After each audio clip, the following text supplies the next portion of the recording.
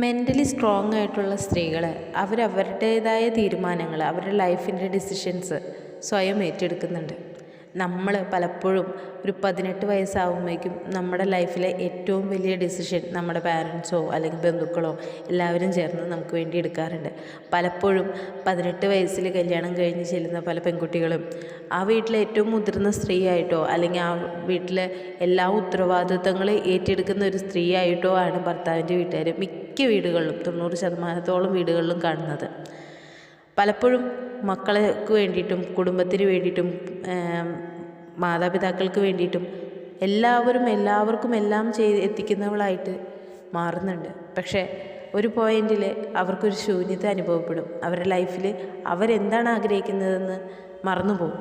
അപ്പോൾ നിങ്ങൾ ചെയ്യേണ്ടത് ഇപ്പോഴും നിങ്ങൾക്ക് വേണ്ടി സന്തോഷം കണ്ടെത്തുന്ന കാര്യങ്ങൾ കണ്ടെത്തുക.